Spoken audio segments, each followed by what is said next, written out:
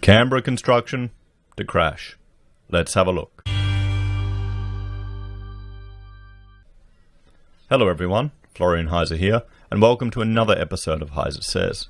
Working through my stein of coffee, and I thought we'd have a look at this article discussing, well, the oncoming crash of construction in the Australian Capital Territory.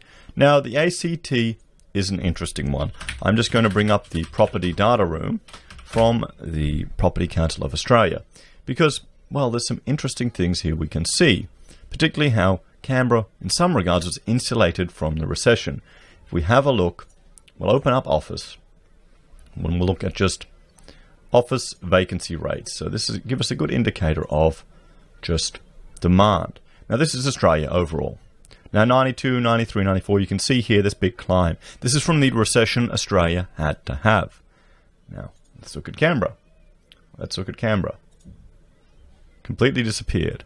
So definitely below all the other cities. Look at Melbourne. Look at Sydney. So who suffers in these recessions? Who feels it? Let's have a look at some other data. Let's see what we can get here. Let's look at residential. And we'll look at the median house rents. We can't have it over. They don't have it over time. Boring. We'll have a look at that.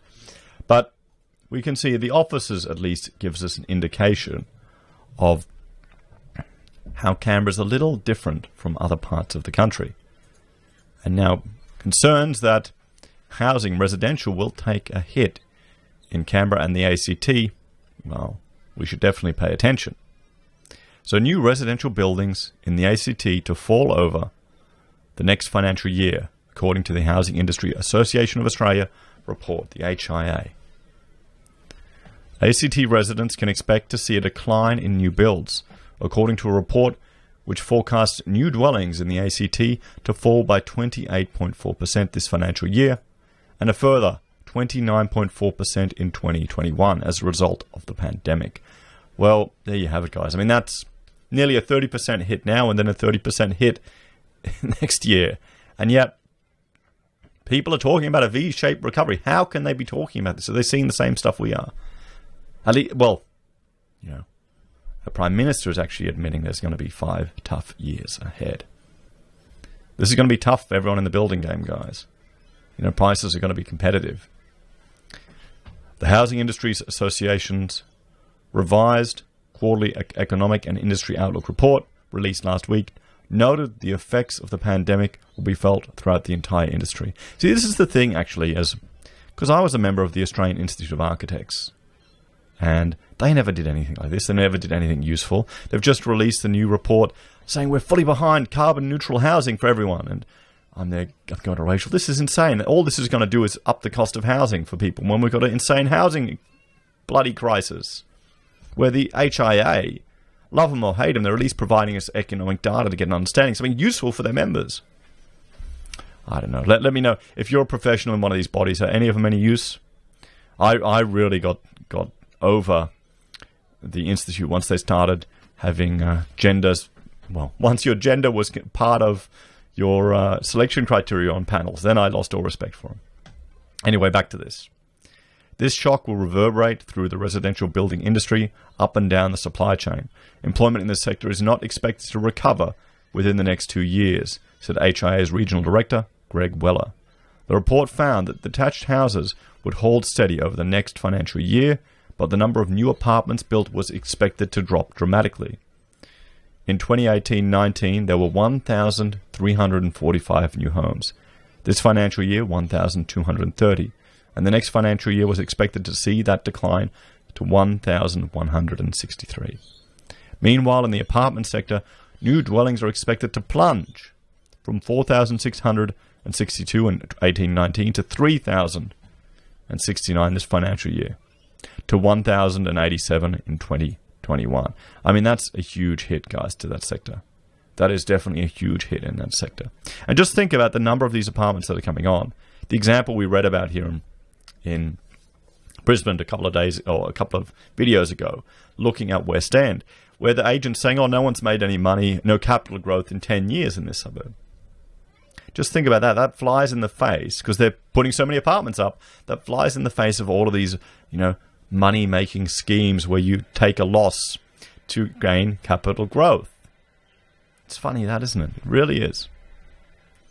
Overall, new buildings in the ACT could almost halve from 6,000 in 1819 to 3,000 in 2021. On a national level, new dwellings are expected to fall by 43%. 43% plunge in dwellings.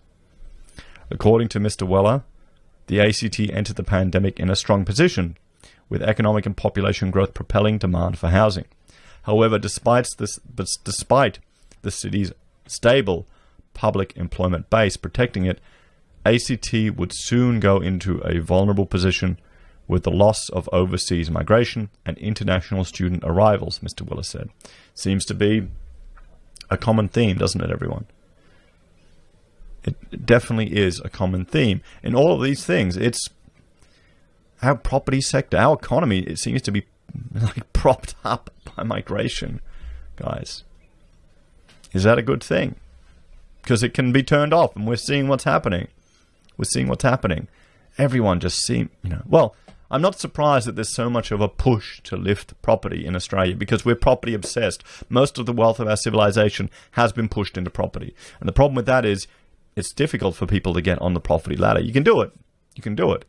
But the suggestion is, there was an article the other day, someone shared, I don't remember where I saw it, but, a couple, husband earning 50 grand, the wife earning 30 grand. They're looking at buying an apartment, a unit worth $880,000. 10x their income, their gross income before taxes, before everything. That is insane. You need to go something a bit cheaper, guys. Seriously. Don't live the champagne lifestyle when you live, when you're on a budget beer, not a posh beer, not a nice wheat beer from the pub. You're like 4x, guys. You get the 2 cartons for a discount rate with the coupon. I mean, it's ludicrous. But then again, property always goes up, unless you've been in West End in the last 10 years. Loss of international students and migrations creates a temporary imbalance in demand for rental accommodation, or I'd say the migration and international students overheats the property sector. That's another way to look at it, doesn't it? The 625,000 overseas students enrolled nationally in Australian education institutions equates to demand for the past 2 years of apartment constructions. It is not clear how many of these left in March and how many will return.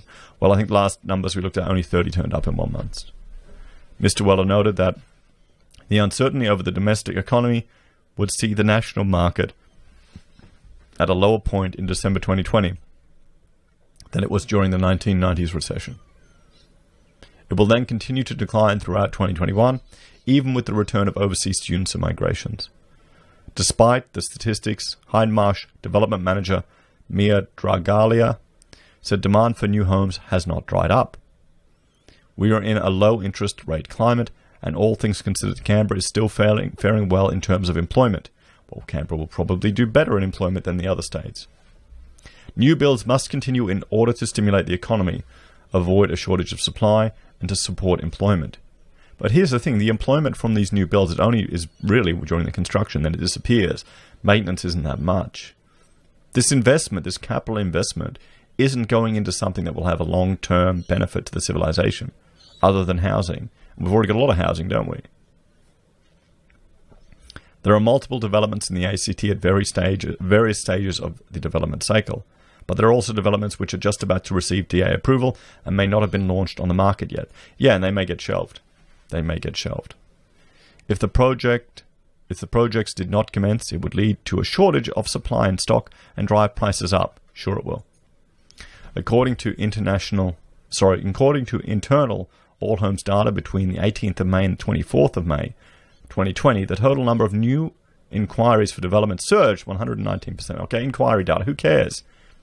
I know they keep talking about this, guys, in every single thing we look at, but sure. There's no doubt there will be challenging times ahead, and this is not unique to our industry. As an industry, we have the opportunity to respond and adapt, and this is critical in challenging times, Ms. Dragalia said. The property market is a significant driver of the ACT economy, not only creating new homes for both owner-occupiers and tenants, but also the second largest non-government employer. Well, it's the ACT, guys. It's the capital. I wonder how many lobbyists are living down there. She said if the federal government's implemented incentives and policies to protect the housing industry, it could drive the economic recovery and growth, or it could fuel a property bubble. The key to riding out the storm is to keep momentum, and to do so, we need to be proactive, she said. Well, I mean, obviously a developer's going to have a vested interest in getting the governments to spend on property. What do you all think, guys? Where do you think it's all heading? Are you in the game in ACT? It seems to be a mixed bag of, where property is going. We'll have to see, guys. We'll have to see. I, for one, am worried about this huge 40% decline. It's going to be a big hit. And we're not really feeling it yet, are we? We're not feeling it yet. JobKeeper's still in place. Mortgage holidays are still in place. People haven't experienced it yet. We'll have to see what happens. As always, thank you for watching. Please leave your comments and opinions down below. Please like, share, and subscribe to the channel. If you're a fan and you want to support the channel, there are a few ways you can. You can join on YouTube or Patreon. You can support us via our affiliate links at Amazon or eBay or Independent Reserve and Kucoin. You can use Gold Pass from the Perth Mint, support us via buying our merch, or PayPal. Take care, guys. I'll see you in the next video.